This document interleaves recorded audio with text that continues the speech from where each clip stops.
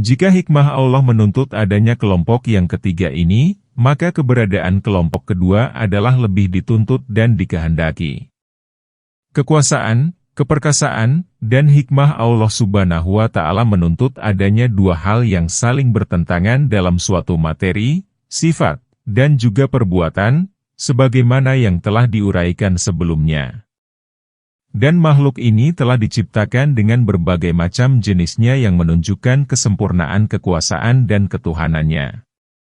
Merupakan suatu kebodohan dan kesesatan besar jika ada yang bertanya, mengapa dia tidak menciptakan makhluk Allah itu dalam satu jenis saja, sehingga alam ini menjadi bagian atas saja, langit, hanya dipenuhi dengan cahaya saja, atau binatang sebagai raja secara keseluruhan. Yang ke-35 menjelaskan mengenai pertanyaan orang-orang yang menafikan hikmah Allah Azza wa Jalla. Apakah hikmah yang terkandung dalam pemberian rasa sakit terhadap hewan yang memang bukan sebagai makhluk yang mukallaf, artinya tidak diberi tugas dan kewajiban karena belum dewasa? Masalah ini sudah lama dibicarakan oleh banyak orang, baik orang-orang yang hidup pada masa lalu maupun masa sekarang ini. Menurut orang-orang yang mengingkari kehendak dan kekuasaan Allah Ta'ala mengaburkan masalah itu dan menyatakan bahwa hal itu merupakan suatu hal yang bersifat alamiah semata, dan bukan karena adanya kehendak, kekuasaan, dan perbuatan Allah Azza wa Jalla. Sedangkan orang-orang yang menafikan hikmah Allah menggembalikan hal tersebut pada kehendak murni tanpa adanya sebab, tujuan, dan hikmah yang menyertainya. Mereka mengira dengan demikian itu mereka akan dapat melepaskan diri dari pertanyaan dan permintaan pertanggungjawaban. Sebaliknya, dengan demikian itu mereka telah menutup diri dari pintu ma'rifah kepada Allah Ta'ala, kesempurnaan Allah, dan kesempurnaan nama-nama dan sifat-sifat Allah. Dengan demikian itu mereka telah menafikan hikmah Allah Subhanahu wa Ta'ala, hakikat ketuhanan Allah, serta pujian untuk Allah. Sedangkan orang-orang yang menjunjung tinggi hakikat nama-nama, sifat-sifat, dan hikmah Allah Azza wa Jalla, maka mereka inilah kelompok yang paling memahami masalah tersebut. Jalan yang mereka tempuh pun yang paling benar dan selamat dari keraguan dan kegoncangan. Mereka ini menyatukan antara ketetapan kekuasaan, masyiah, kehendak, yang bersifat umum, dan hikmah yang bersifat komprehensif. Dan mereka mengaitkan hal itu dengan asma Allah dan sifat-sifat Allah. Ketahuilah, di sini terdapat dua hal. Pertama, jiwa yang bergerak dengan kehendak dan pilihan. Dan kedua, alam yang bergerak tidak dengan kehendak dan pilihan. Bahwa kejahatan itu bersumber dari kedua gerakan tersebut. Jiwa dan alam tersebut memang diciptakan demikian. Dari kedua gerakan tersebut muncul kebaikan dan keburukan. Sebagaimana dari gerakan falak, matahari, bulan, angin, api, dan air muncul kebaikan dan keburukan juga. Berbagai kebaikan yang bersumber gerakan-gerakan tersebut mengarah pada tujuan pertama, baik untuk zatnya itu sendiri maupun dalam kedudukannya sebagai sarana menuju berbagai kebaikan yang lebih sempurna. Dan berbagai keburukan dan kejahatan yang bersumber dari gerakan-gerakan tersebut sama sekali tidak disengaja, meskipun dimaksudkan sebagai sarana. Jika ditanyakan, mengapa gerakan-gerakan tersebut diciptakan untuk selamanya? Untuk menjawab pertanyaan tersebut dapat dikatakan, karena jiwa itu sebagai jiwa, angin sebagai angin, dan api sebagai api. Seandainya manusia tidak diciptakan dengan sifat dan bentuk seperti itu, maka ia tidak disebut sebagai manusia. Dan jika ditanyakan, lalu mengapa jiwa ini diciptakan dengan sifat seperti itu? Mengenai hal itu dapat dikatakan, di antara kesempurnaan wujud adalah penciptaannya, jiwa, seperti itu, sebagaimana yang telah diuraikan sebelumnya. Dan kesempurnaan penciptaannya, Allah Azza wa Jalla menuntut penciptaannya dengan sifat seperti itu. Karena yang demikian itu mengandung berbagai hikmah yang tidak dapat dijangkau kecuali oleh Allah Ta'ala semata. Jika dalam penciptaan jiwa itu terdapat keburukan, maka keburukan itu bersifat khusus jika dibandingkan dengan kebaikan yang bersifat universal yang merupakan sebab diwujudkannya. Jadi, keberadaannya itu lebih baik daripada ketiadaannya. Seandainya dia tidak menciptakan jiwa seperti ini, niscaya dalam wujud ini akan terdapat kekurangan dan akan hilang pula berbagai macam hikmah dan kemaslahatan. Oleh karena itu para malaikat menolak penciptaan manusia, sebagaimana yang telah disampaikan oleh Allah Ta'ala melalui firman Allah. Ingatlah ketika Tuhanmu berfirman kepada para malaikat, sesungguhnya aku hendak menjadikan seorang khalifah di muka bumi. Mereka berkata, mengapa engkau hendak menjadikan khalifah di bumi itu orang yang akan membuat kerusakan padanya dan menumpahkan darah? Padahal kami senantiasa bertasbih dengan memujimu dan mensucikanmu. Tuhan berfirman, sesungguhnya aku mengetahui apa yang tidak kalian ketahui, Surat Al-Baqarah ayat 30. Pertanyaan malaikat tersebut dijawab oleh Allah Azza wa Jalla, bahwa dalam penciptaan manusia tersebut terdapat berbagai macam hikmah dan kemaslahatan, yang sama sekali tidak diketahui oleh para malaikat dan hanya diketahui oleh Allah semata. Sebagaimana yang difirmankan Allah, Tuhan berfirman, sesungguhnya aku mengetahui apa yang tidak kalian ketahui, Surat Al-Baqarah ayat 30. Jika para malaikat saja tidak mengetahui hikmah dan kemaslahatan yang terdapat dalam penciptaan manusia yang memang senang melakukan perusakan dan penumpahan darah tersebut, maka makhluk lainnya lebih tidak tahu lagi dan tidak mampu untuk menguasainya. Dengan demikian, penciptaan manusia ini merupakan bagian dari kesempurnaan hikmah, rahmat, dan kemaslahatan. Meskipun keberadaannya dapat mengandung keburukan, namun keberadaannya juga mengandung keburukan, sebagaimana halnya hujan, es, hembusan angin, dan terbitnya matahari. Juga penciptaan hewan, tumbuh-tumbuhan, gunung, dan lautan. Demikian juga dengan penentuan peraturan agama, dan berbagai perintah dan larangan Allah. Sesungguhnya kebaikan yang terdapat pada perintah Allah untuk mengerjakan berbagai amal syalih itu lebih banyak, meskipun di dalamnya terdapat keburukan meskipun hanya sedikit sekali jika dibandingkan dengan kebaikannya. Dan segala apa yang dilarang Allah, baik berupa ucapan maupun perbuatan, maka sesungguhnya keburukan dan bahayanya adalah lebih banyak, dan kebaikannya sangat sedikit sekali jika dibandingkan dengan kebaikannya. Dengan demikian, sunatullah subhanahu wa ta'ala dalam penciptaan dan perintah Allah adalah mengarah kepada perbuatan baik murni dan menyuruh kepada berbuat yang baik secara murni pula. Sesungguhnya Allah Azza wa Jalla telah menciptakan ciptaan Allah dengan sebaik-baik ciptaan dan telah melakukan penciptaan secara rapi dan sempurna. Demikian itulah segala sesuatu yang diketahui dan dipahami oleh orang-orang yang mengenal Allah Subhanahu wa Ta'ala. Dia senantiasa mengedepankan kebaikan, meskipun di dalamnya terdapat keburukan yang lebih sedikit, dan menghilangkan keburukan meskipun di dalamnya terdapat kebaikan yang lebih kecil. Demikian itulah sunnah Allah yang berlaku di muka bumi ini dan juga yang terkandung pada perintah dan larangan Allah. Demikian juga sunnah Allah yang berlaku di akhirat. Jika manusia telah mengetahui dan memahami semuanya itu, maka segala penderitaan dan rasa sakit yang ada di dunia ini merupakan kebaikan, rahmat, keadilan, dan hikmah Allah Azza wa Jalla. Atau dimaksudkan untuk memberikan kebaikan setelahnya, atau untuk menolak penderitaan dan rasa sakit yang lebih parah. Berapa banyak rasa sakit dan penderitaan yang terdapat pada teriknya matahari bagi orang-orang yang melakukan perjalanan jauh, dan berapa banyak pula rasa sakit yang diakibatkan oleh hujan dan salju. Sebagaimana yang difirmankan Allah Azza wa Jalla di dalam Al-Quran, dan tidak ada dosa atas kalian meletakkan senjata-senjata kalian, jika kalian mendapat sesuatu kesusahan karena hujan atau karena kalian memang sakit. Dan bersiap siagalah kalian.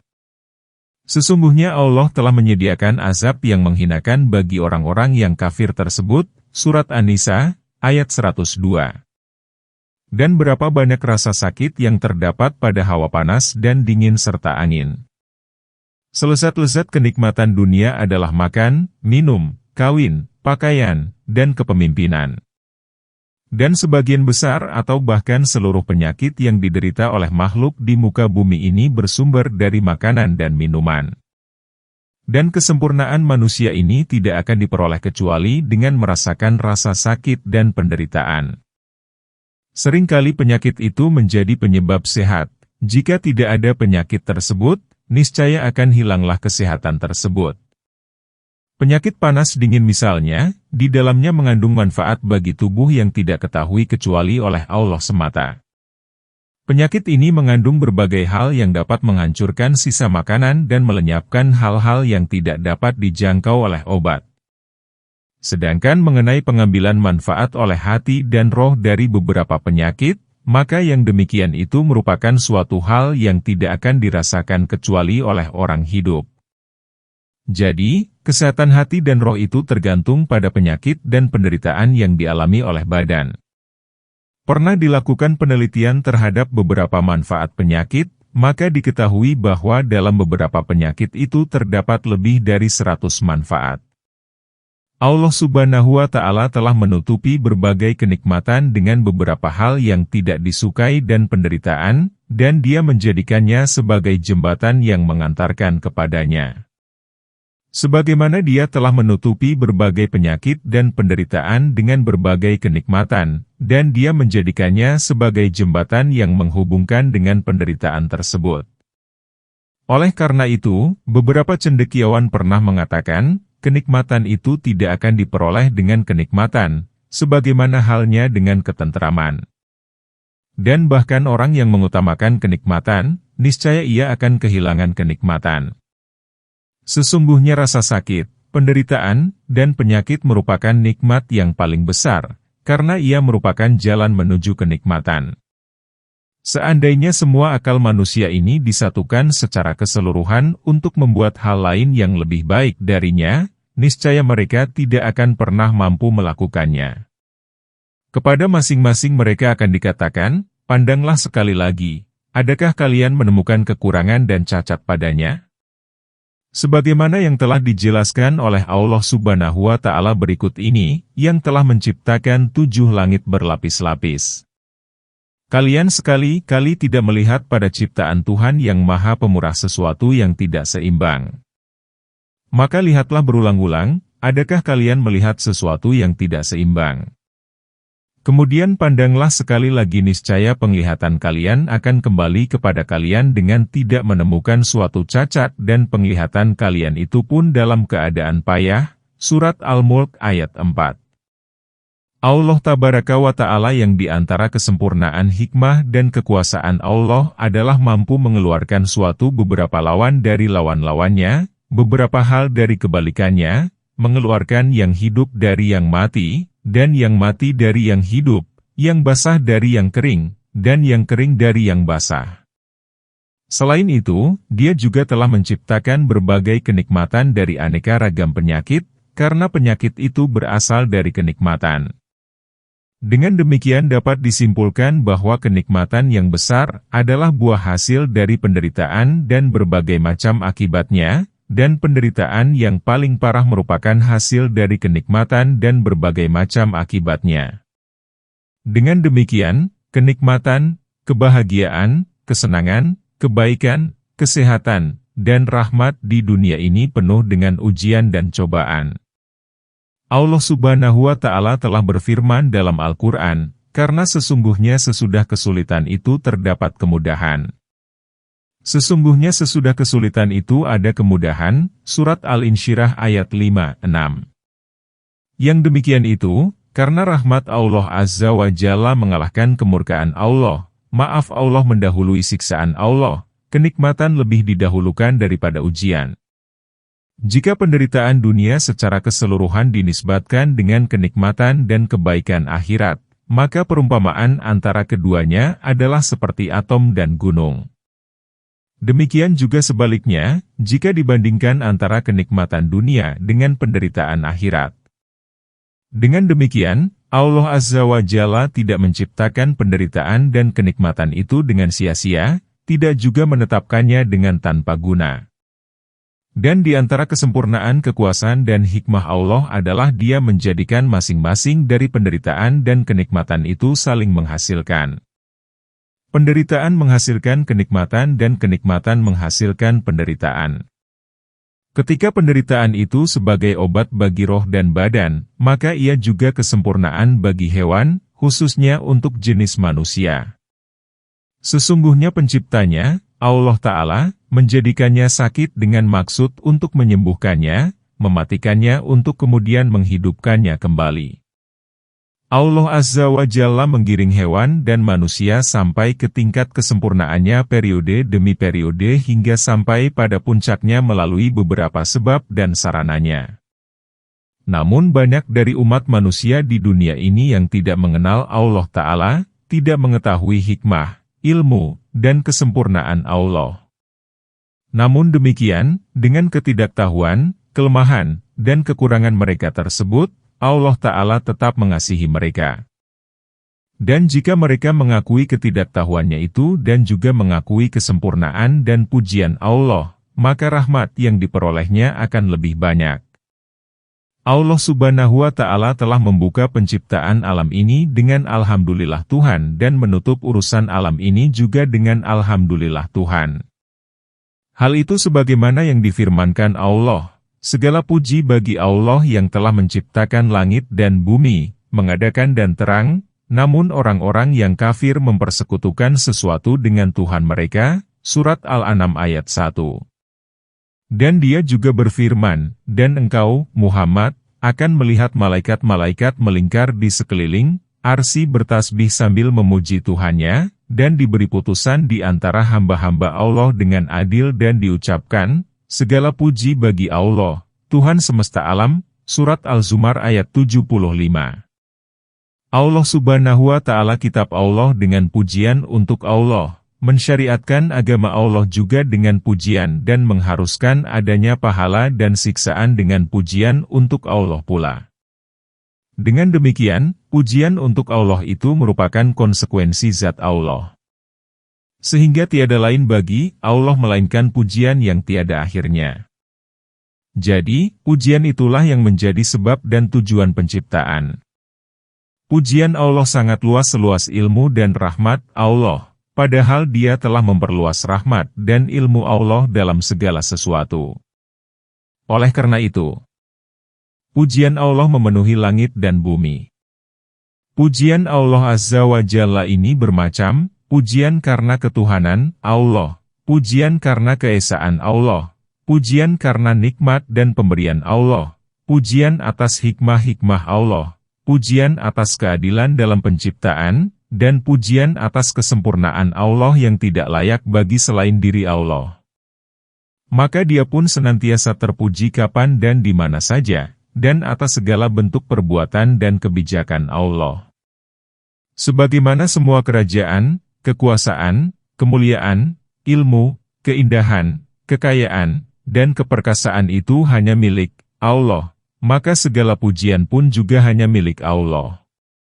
Sebagaimana yang termuat dalam sebuah doa Rasulullah Shallallahu Alaihi Wasallam, Ya Allah, segala puji hanya milik-Mu, dan hanya milik-Mu pula segala kerajaan, dan di tangan-Mu segala kebaikan berada, dan hanya kepadamu segala urusan akan kembali, dan Engkau memang berhak untuk dipuji. Juga doa yang terdapat dalam hadis yang diriwayatkan Imam Bukhari dan Muslim berikut ini, Ya Allah, hanya bagi-Mu segala macam puji-pujian. Engkaulah pendiri langit, bumi, dan siapapun yang ada di dalamnya. Bagi-Mu segala puji-pujian. Engkaulah penguasa langit, bumi, dan siapa saja yang ada di dalamnya. Dan hanya bagi-Mu segala puji-pujian. Engkaulah cahaya seluruh langit, bumi, dan siapa saja yang ada di dalamnya. Dan segala puji hanya bagi-Mu. Engkaulah kebenaran, janji. Engkau adalah hak, pertemuan dengan Mu adalah hak, firman-Mu hak, surga adalah hak, neraka adalah hak, para nabi dan Nabi Muhammad Shallallahu Alaihi Wasallam adalah hak, dan hari kiamat adalah hak. Ya Allah, kepadamu aku bertawakal, dan kepadamu pula aku akan kembali. Denganmu aku menghadapi segala kesulitan, hanya kepadamu aku memohon keputusan. Oleh karena itu, maka ampunilah dosa-dosaku yang terdahulu dan yang akan datang, serta dosa-dosaku yang aku sembunyikan, juga dosaku yang aku perbuat dengan nyata, dan segala macam dosaku yang engkau lebih mengetahuinya daripadaku. Engkaulah yang mendahulukan, dan engkau pula yang mengakhirkan. Tidak ada Tuhan selain dirimu, dan tidak ada daya upaya dan kekuatan kecuali hanya ada pada Allah.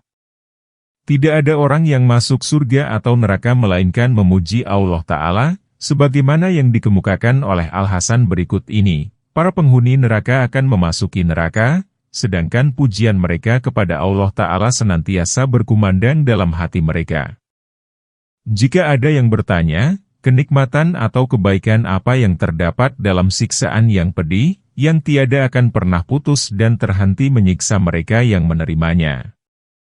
Setiap kali kulit mereka matang dan terkelupas, Allah Ta'ala menggantinya dengan kulit yang baru. Dia tidak pernah akan mematikan mereka dan tidak pula meringankan siksaan tersebut meskipun hanya sekejap mata. Untuk menjawab pertanyaan seperti itu dapat dikatakan, pertanyaan seperti itu dapat menggoncangkan gunung, sebagaimana juga dapat menggoncangkan hati manusia.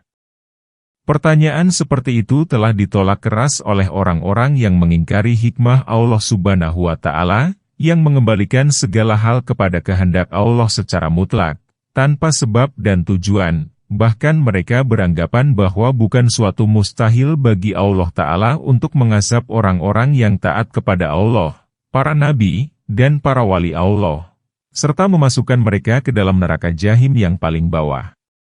Di sisi lain, Dia akan memberikan kenikmatan para musuh Allah dan memasukkan mereka ke dalam surga yang paling nyaman dan menyenangkan untuk selama-lamanya. Dan bukan suatu hal yang mustahil bagi Allah untuk memasukkan hamba Allah ke neraka tanpa sebab dan perbuatan dosa, atau mengazab seseorang karena dosa orang lain. Menurut mereka, semuanya itu suatu hal yang jais, artinya boleh, bagi Allah Ta'ala, dan bahkan mereka mengatakan, tidak ada seorang pun dapat menjawab pertanyaan itu kecuali dengan landasan tersebut.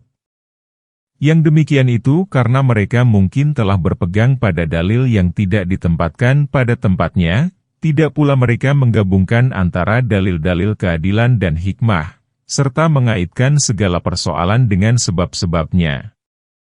Selain itu, mereka juga salah dalam memahami Al-Quran, sebagaimana mereka telah salah dalam mensifati Allah Azza wa Jalla dengan hal-hal yang tidak layak. Al-Quran, Al-Sunnah, Fitrah, dan akal manusia telah menunjukkan bahwa Allah Subhanahu wa Ta'ala telah menciptakan langit, bumi, dan seisinya dengan benar. Dia tidak pernah menciptakan sesuatu pun dengan sia-sia dan tanpa guna. Dia adakan alam bagian atas dan bawah dengan benar yang merupakan sifat, nama, ucapan, dan perbuatan Allah. Dia adalah Tuhan yang benar dan benar-benar nyata. Tidak ada sesuatu pun yang bersumber dari Allah kecuali yang benar, tidak berfirman berbuat, memerintah, dan memberi balasan kecuali dengan yang benar. Sedangkan yang batil, salah sama sekali tidak dinisbatkan kepada Allah, misalnya hukum yang batil, agama yang batil yang tidak Dia izinkan dan tidak disyariatkan melalui para Rasul Allah. Ucapan yang batil itu adalah kedustaan dan tipu daya. Allah Azza wa Jalla menciptakan makhluk Allah dimaksudkan agar mereka menyembah dan mengenal Allah. Dasar ibadah kepada Allah adakah kecintaan kepada Allah. Yang demikian itu merupakan suatu hal yang fitri yang Dia jadikan sebagai awal permulaan penciptaan manusia.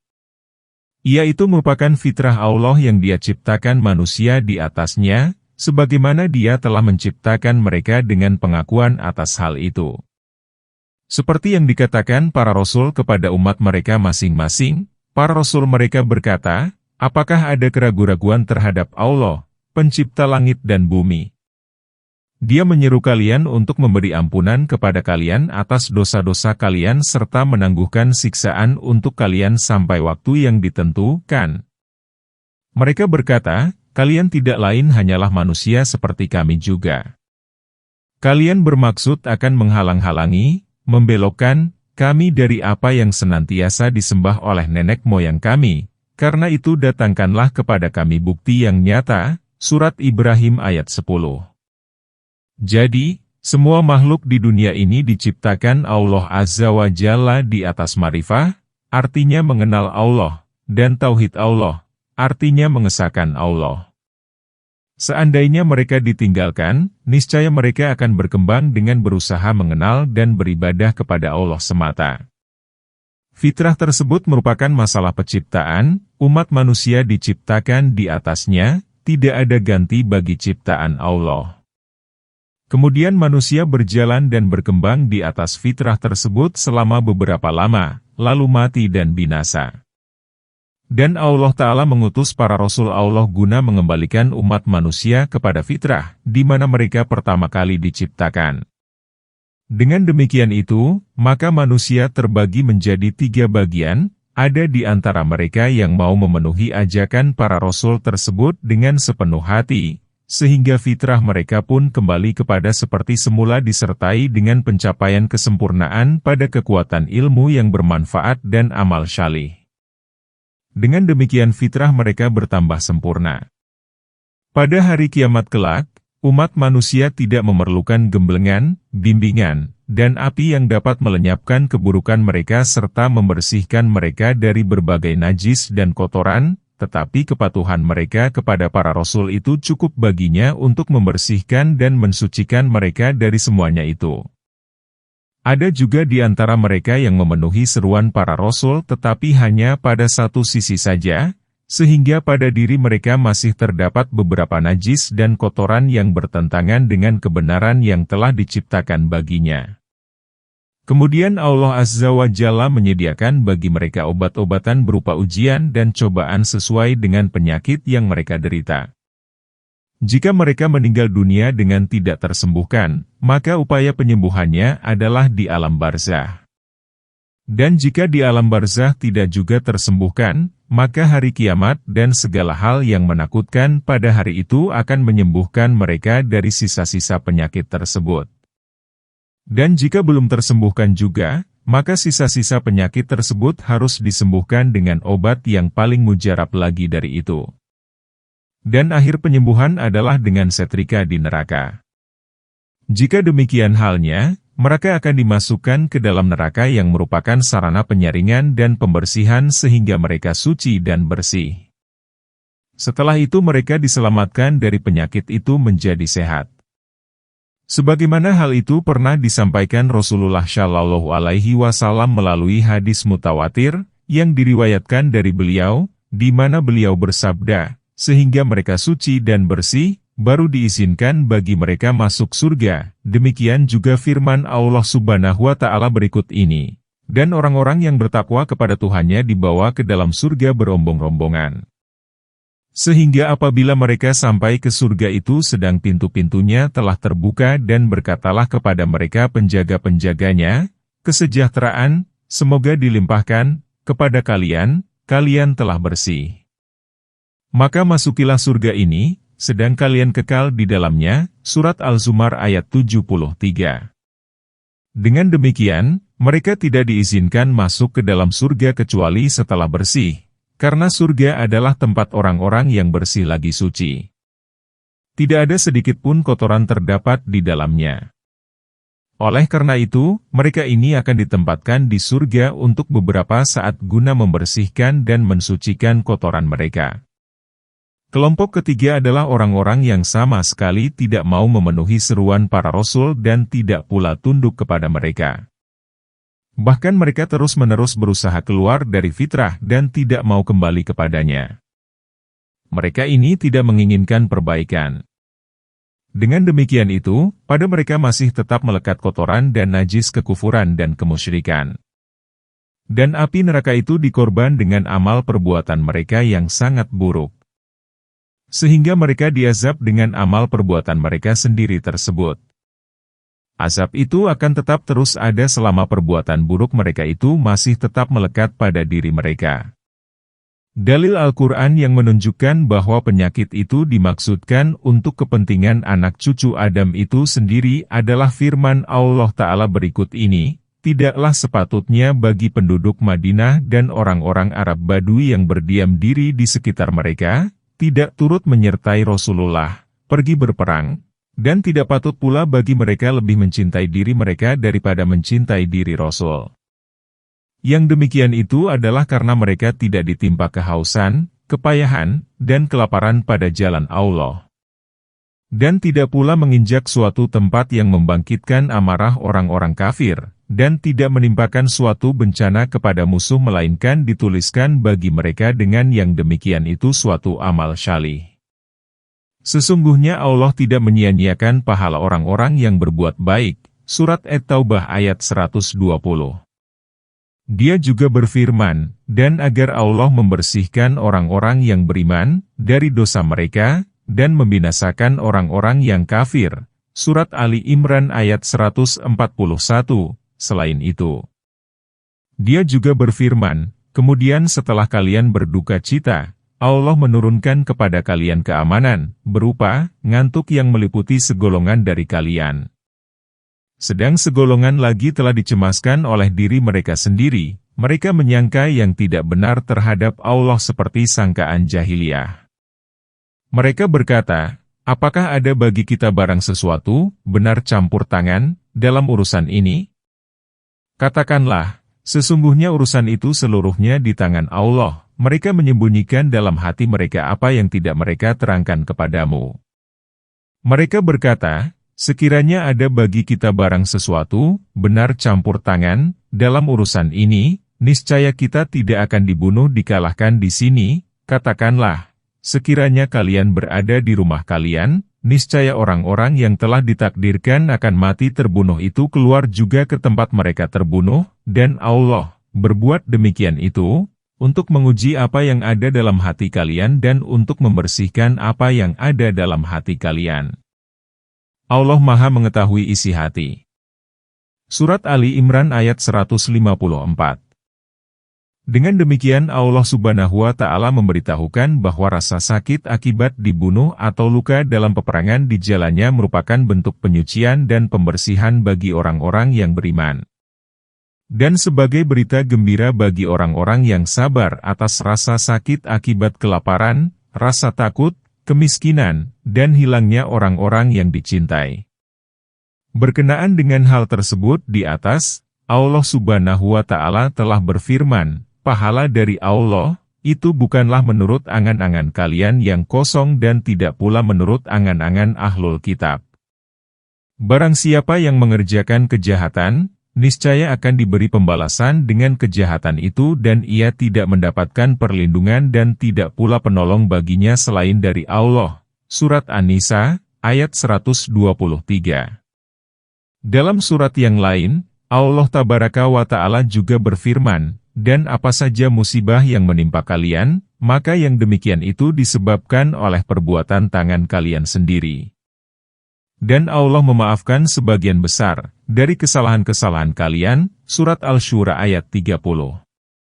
Yang demikian itu merupakan berita gembira sekaligus sebagai peringatan, di mana Allah telah memberitahu kita semua bahwa berbagai macam musibah di dunia ini sebagai hukuman atas dosa-dosa kita. Dan Allah Ta'ala sendiri sangat pengasih dari sekedar menimpakan siksaan kepada hamba Allah atas suatu dosa yang telah Dia timpakan kepadanya di dunia. Sebagaimana yang disabdakan Rasulullah Shallallahu Alaihi Wasallam berikut ini, barang siapa yang diuji dengan sesuatu dari berbagai macam keburukan ini, lalu Allah menutupinya, kemudian diperintahkan menghadap Allah. Jika menghendaki, Dia akan mengazabnya, dan jika menghendaki Dia akan memberikan ampunan kepadanya. Dan barang siapa yang telah diberikan hukuman di dunia, maka Allah lebih mulia dari sekedar menimpakan siksaan kepada hamba Allah. Dan dalam hadis yang lain disebutkan, bahwa Rasulullah bersabda, hukuman had, artinya hukuman yang diancamkan kepada pelaku zina, menuduh orang baik-baik berbuat zina, minuman keras, mencuri, perampokan dan gangguan keamanan, murtad serta pemberontakan, merupakan kafarah, penebus dosa, bagi para pelakunya. Dan dalam buku Syahihain, Imam Bukhari dan Imam Tirmidzi, yang diperoleh dari hadis Ubadah, barang siapa yang ditimpa oleh dosa itu, lalu ia diazab di dunia, dan yang demikian itu sebagai kafarah, artinya penebus, baginya. Dan dalam hadis syahih, Rasulullah pernah bersabda, tidaklah seorang mukmin ditimpa penyakit, musibah, kesusahan, kesedihan, dan bencana, sampai pada duri yang mengenai dirinya, melainkan dengannya Allah akan mengampuni kesalahan-kesalahan. Selain itu, Rasulullah Shallallahu Alaihi Wasallam juga bersabda, cobaan akan masih terus menimpa orang mukmin terhadap keluarga, harta, dan anak-anaknya sehingga Allah melepaskannya dan kesalahan yang ada padanya. Dalam hadis yang lain juga diriwayatkan bahwa Rasulullah Shallallahu Alaihi Wasallam bersabda, sesungguhnya jika seorang mukmin jatuh sakit, maka akan keluar semisal kerikil pada kejernihan dan warnanya. Selain itu, Rasulullah Shallallahu Alaihi Wasallam juga bersabda, sesungguhnya penyakit panas dingin itu akan melenyapkan dosa-dosa sebagaimana api tukang besi itu menghilangkan kotoran besi. Dalam hadis yang lain lagi, Rasulullah Shallallahu Alaihi Wasallam bersabda, janganlah engkau mencaci penyakit panas dingin, karena sesungguhnya ia dapat menghilangkan kesalahan-kesalahan anak cucu Adam. Dan dalam hadis syahih juga disebutkan, Rasulullah telah bersabda, sesungguhnya Allah Azza wa Jalla akan berfirman pada hari kiamat kelak, wahai anak Adam, aku sakit sedang engkau tidak menjengukku. Maka anak Adam menjawab, ya Tuhan, bagaimana aku akan menjengukmu sedang engkau adalah Tuhan semesta alam? Allah berfirman, tidakkah engkau tahu bahwa salah seorang hambaku sakit sedang engkau tidak menjenguknya? Tidakkah engkau mengetahui bahwa seandainya engkau menjenguknya engkau akan mendapatkanku berada di sisinya? Wahai anak Adam, aku telah memberimu makan tetapi kamu tidak memberiku makan? Anak Adam menjawab, wahai Tuhanku, bagaimana aku akan memberimu makan sedang engkau adalah Tuhan semesta alam? Allah berfirman, tidakkah kamu mengetahui bahwasanya ada salah seorang hambaku yang meminta makan kepadamu sedang kamu tidak memberinya makan? Tidakkah kamu mengetahui seandainya kamu memberinya makan niscaya kamu akan mendapatkannya berada di sisiku? Wahai anak Adam, aku telah memberimu minum tetapi kamu tidak memberi minum kepadaku? Anak Adam menjawab, wahai Tuhanku, bagaimana mungkin aku akan memberi minum kepadamu sedang engkau adalah Tuhan semesta alam? Dia berfirman, salah seorang hambaku ada yang meminta minum kepadamu tetapi kamu tidak memberinya. Tidakkah kamu mengetahui bahwa seandainya kamu memberinya minum niscaya kamu akan mendapatkannya berada di sisiku? Juga sabda Rasulullah Shallallahu Alaihi Wasallam berikut ini, sesungguhnya orang Muslim apabila menjenguk saudaranya maka dia masih tetap memetik buah surga sehingga dia pulang kembali. Demikian juga dengan sabdanya, tidaklah seorang Muslim menjenguk saudaranya yang Muslim pada pagi hari melainkan 70.000 malaikat memohonkan ampunan baginya sampai datang sore hari. Dan jika dia menjenguknya pada malam hari maka 70.000 malaikat akan memohonkan ampunan baginya sampai pagi hari tiba. Dan ia akan mendapatkan buah-buahan di surga. Sebagaimana diketahui melalui petunjuk bagi manusia yang syahih dan gamblang bahwa azab bagi orang-orang yang beriman di dalam neraka itu berbeda-beda menurut jenis dan waktunya, sesuai dengan dosa-dosa mereka. Mereka tidak dikeluarkan dari neraka itu dalam satu waktu secara berbarengan, melainkan sedikit demi sedikit sampai orang yang terakhir kali keluar. Demikian juga azab bagi orang-orang kafir di dalam neraka, sangat beragam adanya. Orang-orang munafik berada di tingkatan paling bawah. Dan Abu Thalib adalah penghuni neraka yang mendapat azab yang paling ringan, sedangkan Firaun dan para pengikutnya memperoleh azab yang sangat pedih. Allah Subhanahu wa Ta'ala telah berfirman, dan sesungguhnya kami timpakan kepada mereka sebagian azab yang dekat, di dunia, sebelum azab yang lebih besar, di akhirat. Mudah-mudahan mereka kembali ke jalan yang benar. Surat Al-Sajdah ayat 21. Dengan demikian itu Allah Azza wa Jalla memberitahukan bahwa Dia akan mengazab mereka, supaya azab tersebut dapat mengembalikan mereka kepada Allah, sebagaimana hukuman yang diberikan ayah kandung kepada anaknya jika ia melarikan diri darinya dengan tujuan agar ia kembali berbuat baik dan hormat kepadanya. Berkenaan dengan hal tersebut, Allah Azza wa Jalla berfirman, "Mengapa Allah akan menyiksa kalian jika kalian bersyukur dan beriman?" Dan Allah adalah Maha Mensyukuri lagi Maha Mengetahui. Surat An-Nisa, ayat 147. Melalui kalimat dalam firman Allah tersebut, Anda pasti mengetahui bahwa azab yang Dia berikan kepada kalian tidak berpengaruh pada kekuasaan Allah, dan tidak juga azab tersebut sia-sia dan lepas dari hikmah dan kemaslahatan. Jika kalian mengganti syukur dan keimanan dengan kekufuran, maka azab yang menimpa kalian itu berasal dari diri kalian sendiri. Kekufuran kalian itulah yang menjadikan kalian mendapatkan azab. Jiwa-jiwa yang jahat harus memperoleh azab yang akan membersihkan dan meluruskannya.